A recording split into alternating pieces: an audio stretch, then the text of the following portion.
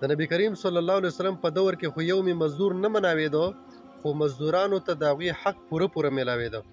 نن په پاکستان او په نورو ممالکو کې 1 مۍ یومي مزدور مناوېږي، خو لیکن په پاکستان کې د مزدورانو د حقوقو متعلق په 100 کې 1% حق هم نشته دی، او نه د مزدور طبقې دپاره څه خاص ریلیف شته. د نبی کریم صلی الله علیه وسلم په دور کې خو یومي مزدور نه مناوېدو، خو مزدورانو ته د هغوی حق پوره میلاوېده. نبی کریم صلی الله علیه وسلم د مزدورانو متعلق فرمایي، بخاري شریف کې حدیث دی، چې تاسو خپل د ماتحتو نوکرانو غلامانو سره نرمي کوئ، چې څه خورئ په هغوی باندې خوروئ، چې څه اغوندئ په هغوی باندې اغوندوئ. او صحابه کرامو د نبی کریم صلی الله علیه وسلم په دغه تعلیماتو باندې پوره عمل کو.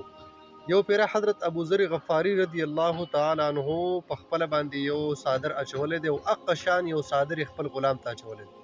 چا په لار کې ولید، ورته وی دا صادر چې دا کم غلام ته تا اچولې دی، دا قیمتي صادر ته ځان لوري نه اخلي چې ستا سره د دې جوړه راشي. ابو ذر غفاری ورته دغه حدیث حواله ورکړه چې موږ ته نبی علیه الصلاۃ والسلام فرمایلی دي چې تاسو په خپل باندې څه اغوندئ خورئ، نو په دې خپل ماتحتو باندې هم دغه شان خوروئ. بخاري شریف کتاب العتق کې دا حدیث دی چې کله د مزدور د حق د ورکولو وخت راځي، نو نبی کریم صلی الله علیه وسلم د هغوی په باره کې څه فرمایي؟ مزدور له مزدوري د هغه د خولې د وچېدو نه مخکې ورکه، داسې نه چې د مزدور حق ته وخوري. او نبی علیه السلام فرمایي د قیامت په ورځ 3 قسمه خلک دي چې د هغوی دپاره به وکیل زیمه. یو پکې مزدور دی، که د مزدور حق چا وخوړو د قیامت په ورځ د هغوی دپاره وکیل زیمه.